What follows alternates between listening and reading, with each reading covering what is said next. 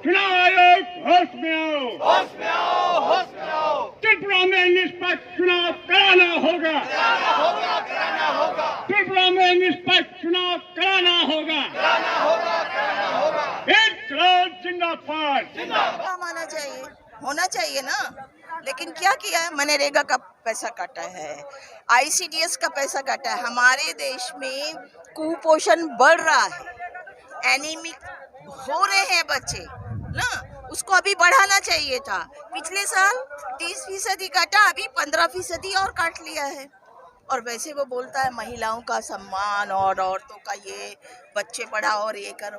अच्छा मैम, आप सदन के अंदर में जो मोदी जी बोल रहे हैं, कह रहे हैं कि अकेला सब पे भारी, इस बात को आप कैसे देख रही हैं? इसको टारगेट कर रहे हैं, क्या बताना चाह रहे हैं इस भाषण में? वो ये कह रहा है कि देखो पब्लिक ने मुझे वोट दिया, ठीक है ना, मुझे अकेला बनाया, मैं अभी तक 8 साल से तो मैं ही सब डिसीजन लेता हूँ, है ना, तो मैं सब पे भारी हूँ। लेकिन वो भूल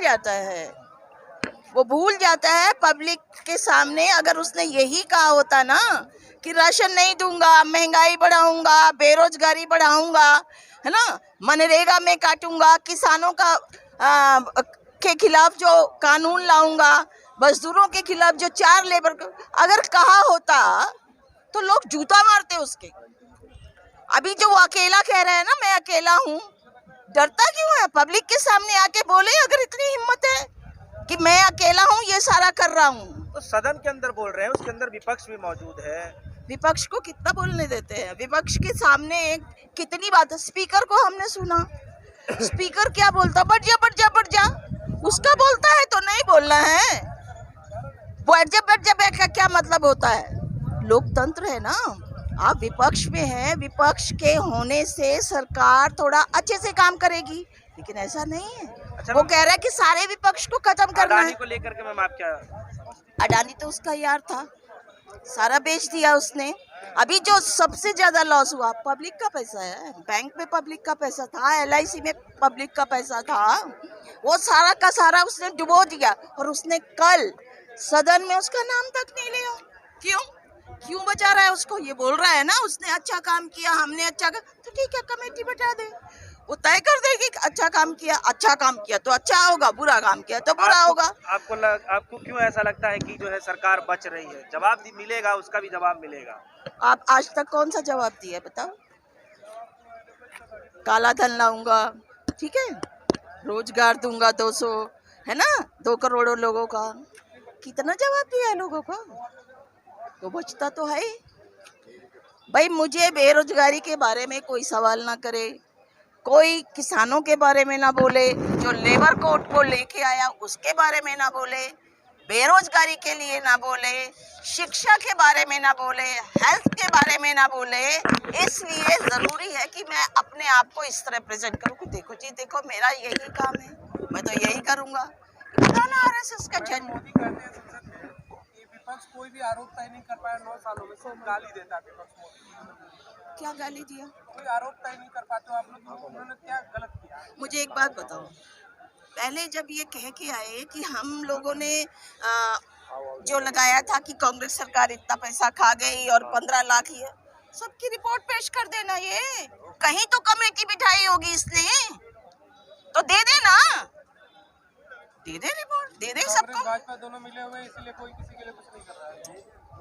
मिले हुए तो तुम और मैं ही तो अलग करेंगे इनको, और कौन करेगा? क्योंकि हम ही तो पिट रहे हैं, हमारे ही तो बच्चों का जीवन बेकार हो रहा है, तो हमें नहीं बोलना है, हमें ही लड़ना है। पर इसका सबसे अच्छा जवाब है, जनता के बीच में जाओ, जनता के बीच में बात करो। ये तो जाएगा नहीं। तो ये भी कहते हैं ना मैडम कि हम तो जनता के बीच में जाते हैं, वो बोलते हैं कि 19 का हमने इलेक्शन जीता, 14 का जीता, और आप कह रहे हो कि जनता के बीच में नहीं जाते हैं। इलेक्शन जीत के जब तुमने मैनिफेस्टो दिया था, क्या वो तुमने काम पूरे किए? नहीं किए ना। आज तक तुम एक प्रेस कॉन्फ्रेंस नहीं कर सकते, मन की बात क्यों करते? दूसरे की भी सुन लो, रेडियो भी आके सुनते हो ना, सुनाते हो, आओ हमसे भी कुछ बात कर लो। मतलब पब्लिक के बीच में मोदी नहीं जाते, ये आप लोग का आरोप है? बिल्कुल, सिर्फ आरोप नहीं है, जो कुछ अभी तक उसने किया। 45 साल में सबसे बड़ी बेरोजगारी है इस टाइम, है या नहीं? वो कह रहे हैं कि मैं तो रोजगार दे रहा हूँ, 70,000 अभी हमने दिया और 10 लाख में रोजगार मैं पूछ दूंगा। रही वो 2 करोड़ को देने वाला था, अब 70,000 को उसने दिया, उसका क्या प्रूफ है? एक प्रूफ बता दो हमें, किसको दिया? अभी तो वो कल ये कह रहे थे कि 416 हमने मेडिकल वो बनाया, कहाँ है वो इमारतें? सब हवा हवाई है ना? वो कह रहे हैं पकोड़े तलो वो भी रोजगार है। तो वो क्यों नहीं तल लेता? प्रधानमंत्री होके वो तल के सबको उदाहरण पेश कर दे कि देखो मैं प्रधानमंत्री बने वो भी तो उन्होंने भी चाय देखी है, तभी तो किसने देखा है? किसने देखा है? तुमने देखा है? उसके बताने से क्या होता? वो तो झूठ बोलता है। अच्छा मैडम, आज त्रिपुरा इलेक्शन को लेकर के आप लोग जंतर मंतर पे प्रदर्शन कर रहे थे, तो वहाँ पे आपको समस्या क्या है? आपको इलेक्शन कमीशन पे क्या विश्वास नहीं है कि आप यहाँ प्रदर्शन कर रहे हैं? सारे संस्थान को वो नचा रहा है, सब उसके बारे में बोल। कल उसने सदन में क्या बोला? देखो जी, विपक्ष को किसी और ने एक नहीं किया, लेकिन ईडी और उसने करवा दिया। क्या मतलब है? तो देश के संस्थानों पे आपको भरोसा नहीं है? बिल्कुल, वो क्योंकि संस्थानों को तो इन्होंने अपने कब्जे में किया हुआ है, डरा के। जो उनके खिलाफ बोलता है वही अंदर होता है ना। ऐसे में लग रहा है कि आप त्रिपुरा में निष्पक्ष इलेक्शन हमें अभी चुनाव आयोग ने कहा कि हम कोशिश करेंगे, लेकिन जिस दिन हो जाएगा तो देख लेंगे। तो क्या विपक्ष कोर्ट जाएगा इसको लेकर के? कोर्ट जाएगा तो बात की बात है ना, अभी तो इसको ही देखे ना। अच्छा, विपक्ष को किसी भी संस्था पे भरोसा क्यों नहीं? ईडी पे भरोसा नहीं, सीबीआई पे नहीं है, इलेक्शन कमीशन पे नहीं है, तो फिर देश तो इन्हीं संस्थाओं से चलता है और आपको किसी पे भरोसा ही नहीं है। क्योंकि इसलिए भरोसा नहीं है कि वो उसके प्रभाव में काम कर रहे हैं। अभी तक क्या आया है? कप्पन क्या उसके ऊपर क्या इल्जाम था? क्या करने जा रहा था वो? और इसका रामदेव, इसके मंत्री, इसके एमएलए रोज झूठ बोलते, रोज नफरत की बातें करते। क्या हो रहा है उनपे तो कुछ नहीं हो रहा है। जो आदमी ये कहे कि मोदी जी से रोजगार मांगिए, वो अंदर है।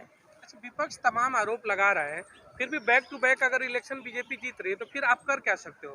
क्यों नहीं कर सकते? देखो, अगर हार मान लो, हिटलर जब आया था पब्लिक से इलेक्शन करके वो आया, ठीक है, उसके बाद वो सब किया और उसने सोचा कि मेरे सिवा कोई नहीं होता। जनता ने उसे उतारा था, इसे भी जनता ही उतारेगी। सवाल ये है कि हम जनता के बीच में कहाँ जाते? रोज जो उनका टीवी बोलता है, जनता तो वही सुन रही है ना। आपके पास कुछ भी नहीं है, हमारे पास भी तो कर रही है मैम। कैसे हर राज्य में सरकार आ जाती है। तुम मेरे साथ चलो, मैं जिस इलाके में काम करती हूँ ना पब्लिक में, मेरे साथ चलो, फिर चलो। सरकार आती है हेरा फेरी से। गुजरात में भी 56 सीटें आई। हाँ, हेरा फेरी से। ऐसे कैसे हो सकता है कि इलेक्शन हुआ नहीं? गुजरात में जो सीआरपीएफ जो गुजरात से मंगाई गई थी पुलिस, जो सीआरपीएफ, वो ये कैसे कह रही थी कि मोदी जी आएंगे? मैडम, यहीं पे तो एक सवाल खड़ा हो जाता है ना विपक्ष के ऊपर। आप कहते हो हेरा फेरी, तो फिर जब आप बंगाल का इलेक्शन जीतते हो, हिमाचल का जीतते हो, तो फिर वो वहाँ पर हेरा फेरी का गेम कहाँ खत्म हो जाता है?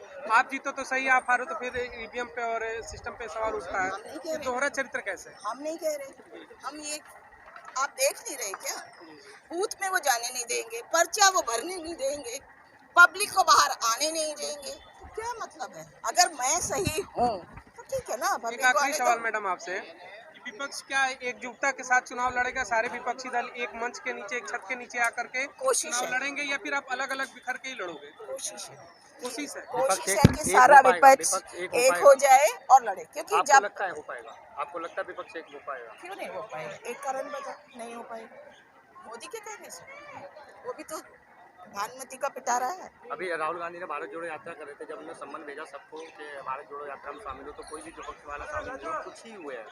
तो कैसे लगता है आपको विपक्ष? आपको ये क्यों लगता है कि अगर कोई वहीं पहुंचा तो ही विपक्ष एक होगा? इसके अलावा 570 किसानों ने संगठन जोड़े, 570 मायने रखते हैं। उनमें जरूरी नहीं है कि पहले मैडम मामले में आगे हो एक मंच पे आप दिखे ही नहीं कभी, तो पब्लिक को कैसे लगेगा कि आप एक छत के नीचे आ रहे हो, एक साथ लड़ना चाहते हो? 1 मिनट, ये कोशिश तो करनी पड़ेगी विपक्ष को लाने की। अभी कुछ होगा कोई नहीं, बिल्कुल होना चाहिए। विपक्ष को एक होकर ही लड़ना चाहिए और हमें पब्लिक के बीच में जाना चाहिए। खबर हमारी आपको कैसी लगी? लाइक, कमेंट, सब्सक्राइब जरूर करें। Thank you.